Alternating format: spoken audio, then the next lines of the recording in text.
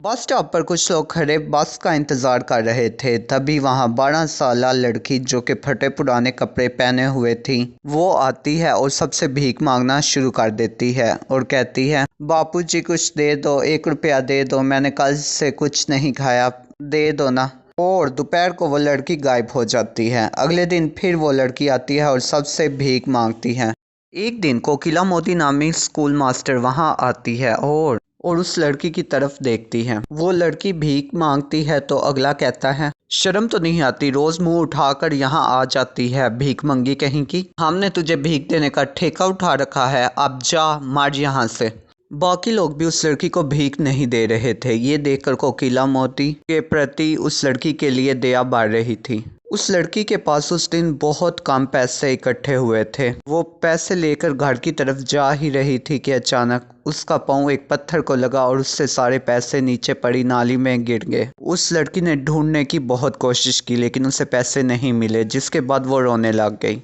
उसके बाद कोकिला मोदी से रहा नहीं गया और वो उस लड़की के पास चली गई और कहती हैं, बेटा रोते नहीं हैं। कोकिला मन में सोचती हैं, मैं इस लड़की को कुछ पैसे दे देती हूँ। फिर सोचती हैं, अगर ये भीख मांगने वाले गिरोह की हुई तो, जो बच्चों से काम करवाते हैं, या फिर ये इन पैसों से नशा करने लग गई तो, क्योंकि इस एज के बच्चे काफ़ी नशा करते हैं भीख मांगकर।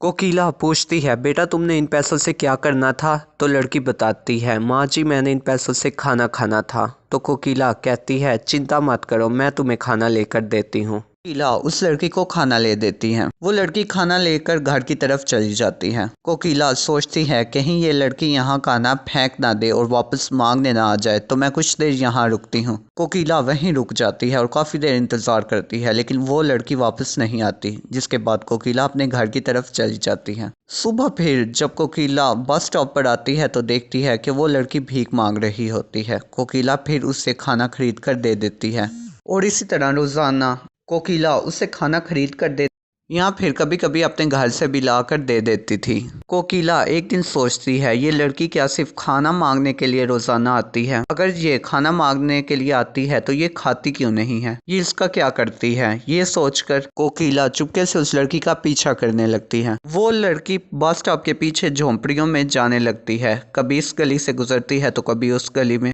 हालांकि कोकिला उस लड़की का बहुत तेजी से पीछा कर रही होती है, लेकिन एक गली में जाकर वो लड़की गायब हो जाती है। कोकिला कहती है, धत तेरे की, इतनी मेहनत के बाद भी पता नहीं चल सका। खैर कोई नहीं, आज नहीं तो कल मैं इस रात से पर्दा फाश कर ही रहूंगी।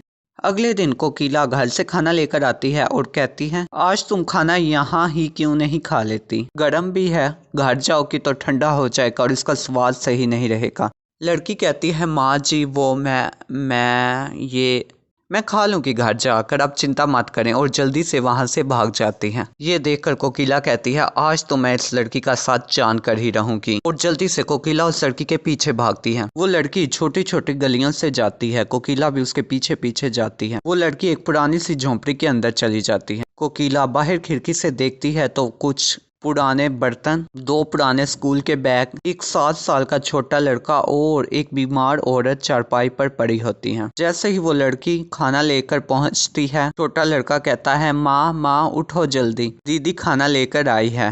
वहीं गोपी माँ बोलती है, इस जिंदगी से अच्छा मैं मर ही जाती। तुम दोनों के बाप अहम जी का सपना था कि तुम दोनों डॉक्टर बनो, लेकिन उनके जाने के बाद हमें 2 वक्त का खाना नसीब नहीं होता। मेरी बेचारी बच्ची पता नहीं कहाँ कहाँ से लोगों की बातें सुनकर मांगती रहती है। ये सुनकर कोकिला से रहा नहीं जाता तो अंदर जाती है। मीरा कहती है, माँ जी आप? गोपी माँ ये वही हैं जो हमें रोजाना खाना देती हैं। कोकिला पूछती है कि तुम लोगों के साथ ऐसा क्या हुआ जो तुम लोग की हालत ऐसी हो गई? गोपी बताती है, जो ससुर थे पराग मोदी, उनकी वाइफ हेतल मोदी और उनका बेटा अहम हमेशा खुश रहा करते थे कि अचानक मोटा भाभी की तबीयत खराब हो जाती है और उनकी डेथ हो जाती है, जिसके बाद पराग मोदी दूसरी शादी कर लेते हैं उर्मिला नामी लड़की से, जो कि बहुत तेज होती है। मिला से उनकी एक बेटी भी होती है जिसका नाम होता है किंजल मोदी। किंजल लालची और डाइन सोच वाली लड़की होती है। हम लोग उस वक्त बहुत अमीर थे। मेरी शादी अहम से हो चुकी थी, हमारे बच्चे भी थे। अहम किंजल को भी बहुत कहा करते थे कि तुम भी शादी कर चली जाओ, लेकिन वो इस बात से हमेशा गुस्सा होती थी। पराग मोदी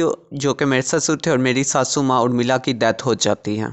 एक दिन किंजल मीरा को पकड़ लेती है और कहती है, अहम भाई, अगर आपने सारी प्रॉपर्टी मेरे नाम ना लिखवाई तो मैं अभी के अभी मीरा को मार दूंगी। अहम कहता है, किंजल प्लीज ऐसा मत करना, और वो सारी अपनी प्रॉपर्टी किंजल के नाम लिखवा देता है। उसके बाद किंजल हमें 20 रुपए देती है और कहती है, अहम भाई ये रख लेना, खाने के काम आएंगे। तो अहम कहता है, मुझे अब इसकी ज़रूरत नहीं है किंजल, ये तुम ही रखो, हो सकता है इससे तुम्हारी भूख मिट जाए। और हम इस झोंपड़पट्टी में आ जाते हैं। इसके बाद अहम काम ढूंढने के लिए एक बिल्डिंग बनाने वाली फैक्ट्री में जाता है। वहाँ पर वो काम कर रहा होता है कि अचानक एक दिन वो छत से गिर जाता है, जिसके बाद उसकी डेथ हो जाती है। इस सदमे से मैं गोपी मोदी बीमार हो जाती हूँ और मेरी बेटी मीरा को भीख मांगना पड़ती है। मीरा बताती है, मेरी एज कम थी तो मुझे कोई काम भी नहीं देता था, जिसके कारण मुझे भीख मांगनी पड़ रही है। ये सब सुनकर कोकिला को रोना आ जाता है और कहती है, क्या आप लोगों के पास अपनी फाइल किंजल के खिलाफ कोई प्रूफ है? गोपी कहती है, हाँ, अहम जी ने एक कैमरा लगवाया था खुफिया, जो कि किंजल को नहीं मालूम। जब किंजल मीरा को मारने के लिए गई थी उस वक्त वो कैमरा वहीं लगा था और उसमें सब रिकॉर्डिंग है। बात कोकिला एक वकील हायर करती है और साथ ही पुलिस को वहां ले जाती है और किंजल को अरेस्ट करवा देती है।